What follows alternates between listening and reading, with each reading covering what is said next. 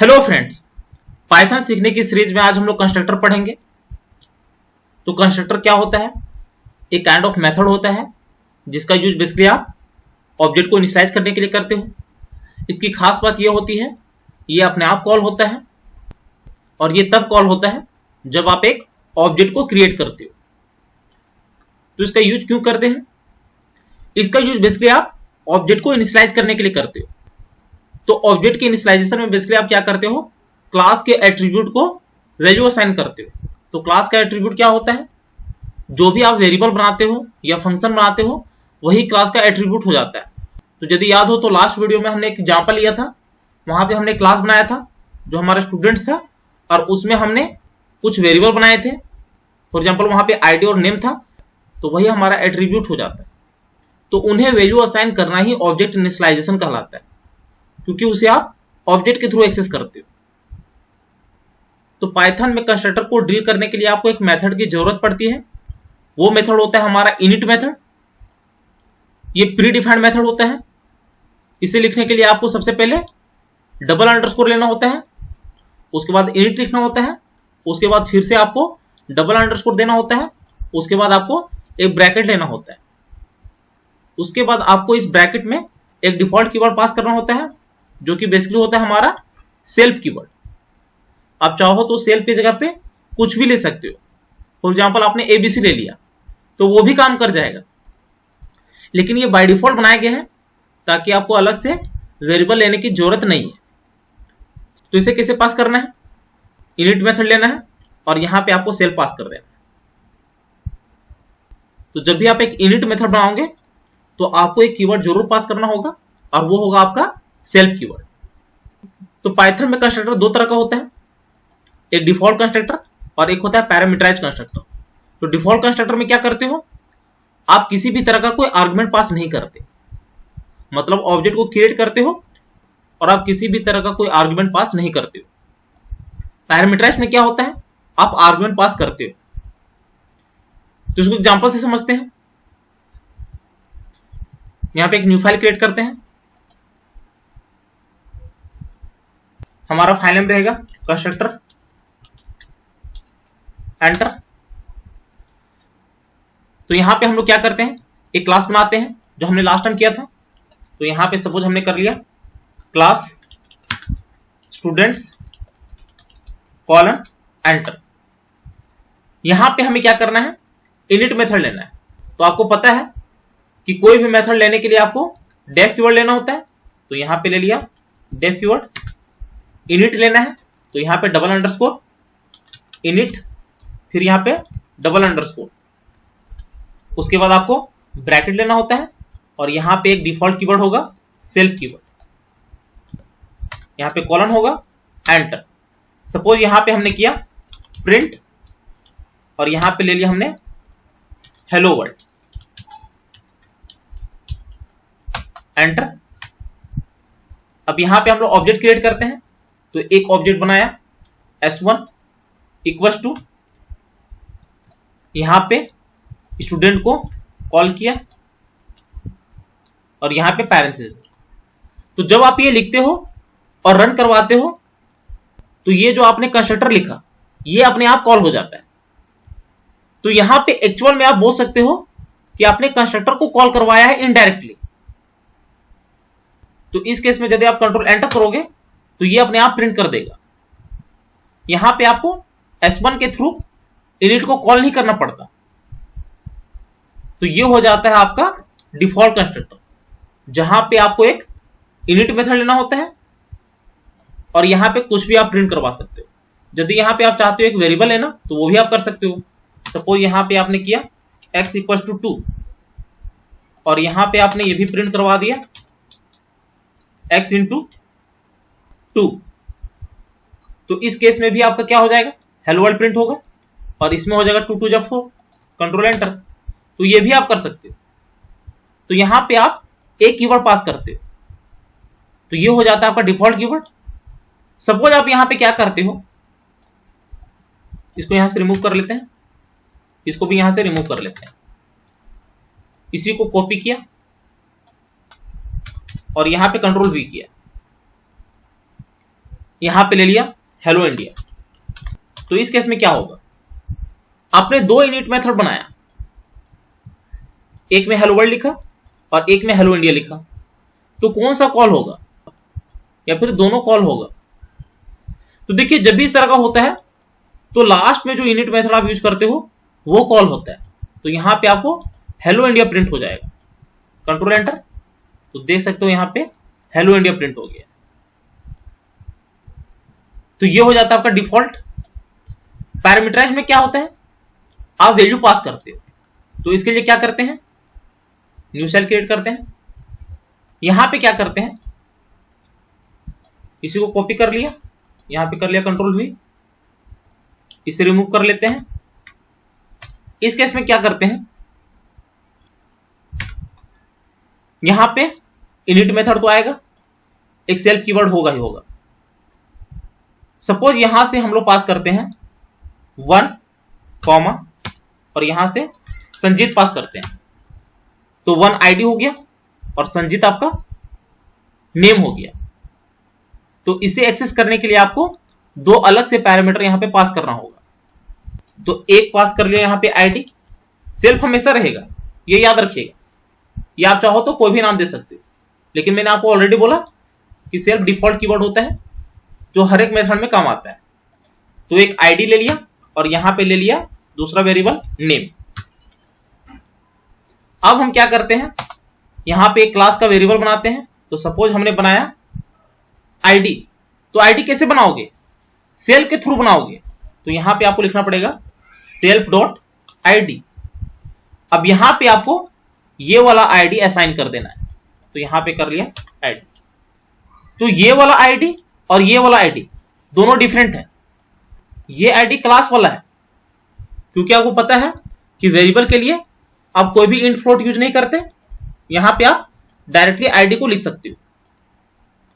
और यदि आपको कंफ्यूजन हो रहा है तो यहां पे ID1 भी दे सकते हो, तो यहां पे भी आपको ID1 देना होगा। तो फिलहाल के लिए हम लोग आईडी ही रखते हैं। तो एक प्रॉपर्टी आपने बना लिया सेल्फ डॉट आईडी, इसमें आईडी असाइन कर दिया। दूसरा होगा आपका सेल्फ डॉट नेम, और इस नेम में हमने ये वाला नेम असाइन कर दिया, इसको कॉपी करके कंट्रोल वी कर दिया। तो ये हो गया प्रॉपर्टी डिफाइन करना और उसमें वैल्यू असाइन करना। वैल्यू कहां से आ रहा है, जब आप ऑब्जेक्ट क्रिएट कर रहे हो तो यहां से आप आर्गुमेंट में पास कर रहे हो। अब इसे आपको प्रिंट करवाना है, तो याद रखिएगा जब भी आपको प्रिंट करवाना है तो आपको एक मेथड की जरूरत पड़ती है। तो उस केस में आप क्या करोगे, यहां पे एक मेथड बनाओगे, डिफाइन कुछ भी ले लेते हैं, सपोज यहां पे ले लिया डिस्प्ले, यहां पे ब्रैकेट लिया, यहां पे ले लिया सेल्फ। याद रखिएगा डिफॉल्ट कीवर्ड सेल्फ आपको हमेशा लेना है जब भी आप एक मेथड बनाओगे या फिर इनिट मेथड लोगे, ये डिफॉल्ट कीवर्ड आपका हमेशा रहेगा। आप चाहो तो अपने अनुसार से ले सकते हो, लेकिन सेल्फ कीवर्ड डिफॉल्ट कीवर्ड होता है। तो यहां पे ले लिया कॉलम, एंटर। अब यहां पे आप प्रिंट करवा सकते हो, प्रिंट, यहां पे आप ले सकते हो सेल्फ डॉट आईडी। तो ये वाला जो सेल्फ डॉट आईडी है वो यहां पे आपने ले लिया। यदि यहां पे आप सेल्फ नहीं लोगे तो आपको वो एरर देगा, और यहीं पे आपने ले लिया प्रिंट सेल्फ डॉट नेम। अब इस केस में क्या होगा, ये दोनों यहां पे प्रिंट हो जाएगा। अब चूंकि आपने ये मेथड बनाया है तो इसे कॉल भी करना पड़ेगा। तो यहां पे ऑब्जेक्ट के थ्रू हमने कॉल कर लिया डिस्प्ले को, और यहां पे ब्रैकेट। तो ये आपका बन गया पैरामीटराइज्ड कंस्ट्रक्टर। यदि यहां पे कंट्रोल एंटर करोगे तो देख सकते हो यहां पे 1 प्रिंट हो गया, यहां पे संजीत प्रिंट हो गया। यदि एक लाइन में चाहिए तो यहां पे आप ले सकते हो एंड, यहां पे कॉलन, ये आपको बताया था। तो कंट्रोल एंटर करोगे तो वो एक लाइन में कर देगा, यहां पे स्पेस दोगे तो वो स्पेस ले लेगा। आप चाहो तो यहां पे स्टेटमेंट भी लिख सकते हो, यहां पे कर लिया ID comma self dot ID, और यहां पे कर लिया नेम इज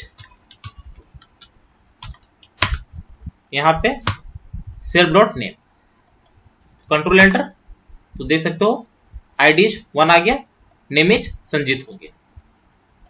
यहाँ पे आप कॉलन भी दे सकते थे, कंट्रोल एंटर, तो देख सकते हो ID is 1, name is Sanjeet. तो इस तरह पैरामीटराइज्ड कंस्ट्रक्टर बना सकते हो। अब सपोज यहाँ पे आप एबीसी लेते हो, तो यहाँ पे भी आपको एबीसी लेना पड़ेगा, यहाँ पे भी आपको एबीसी लेना पड़ेगा, कंट्रोल एंटर, तो देख सकते हो सेम रिजल्ट आएगा।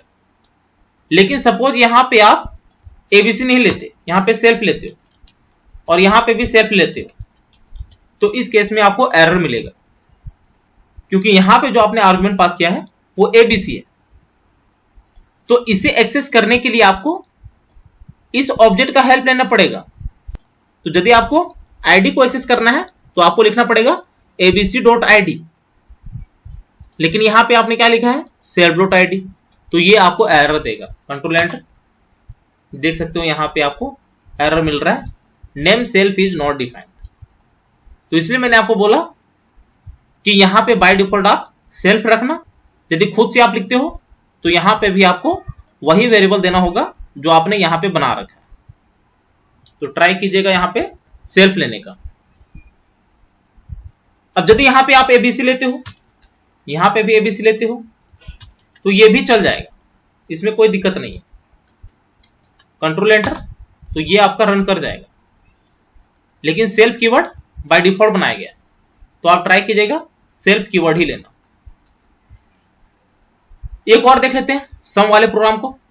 तो उस केस में क्या करते हैं, यहां पे कर लिया क्लास, यहां पे कर लिया सम कॉलन एंटर, यहां पे कर लिया def keyword double underscore init double underscore, यहां पे कर लिया सेल्फ कीवर्ड, एक ले लेते हैं ए, दूसरा ले लेते हैं बी, कॉलन एंटर, यहां पे कर लेते हैं सेल्फ डॉट, एक वेरिएबल लेते हैं एक्स, यहां पे असाइन कर दिया ए, दूसरा कर लेते हैं सेल्फ डॉट वाई, यहां पे असाइन कर लेते हैं बी।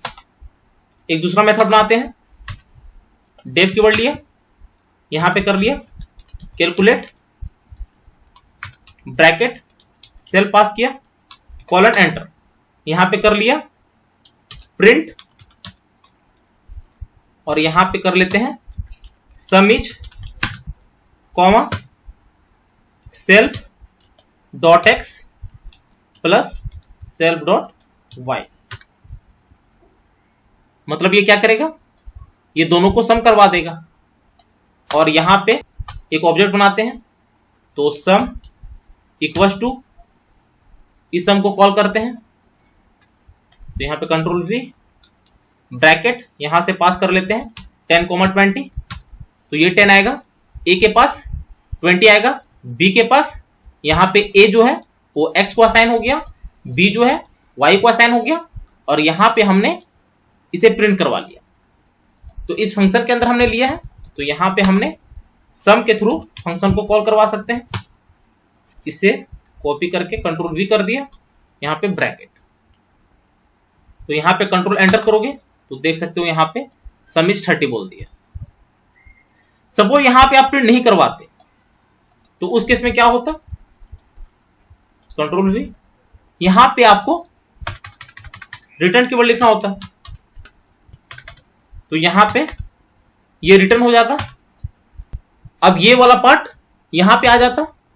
आप चाहो तो इसे डायरेक्टली प्रिंट करवा सकते हो, नहीं तो यहां पे आप एक वेरिएबल ले सकते हो। सपोज यहां पे किया एट इक्वल्स टू, तो इस सारे में वही वैल्यू होगा जो यहां से रिटर्न हुआ है। अब यहां पे आप ऐड को प्रिंट करवा सकते हो, तो यहां क्या प्रिंट, यहां पे आप ले सकते हो सम इज कॉमा, यहां पे ले सकते हो ऐड। अब कंट्रोल एंटर करोगे तो देख सकते हो सेम रिजल्ट आएगा। तो ये हो जाता है आपका डिफॉल्ट कंस्ट्रक्टर और पैरामीटराइज्ड कंस्ट्रक्टर। तो उम्मीद है ये वीडियो आपको जरूर अच्छी लगी होगी। यदि अच्छी लगी होगी तो चैनल को शेयर और सब्सक्राइब जरूर करें, साथ ही बेल आइकन को भी प्रेस कर लेना, ताकि जैसे मैं वीडियो अपलोड करूं उसकी नोटिफिकेशन आपको तुरंत मिल जाए। Thank you, happy learning.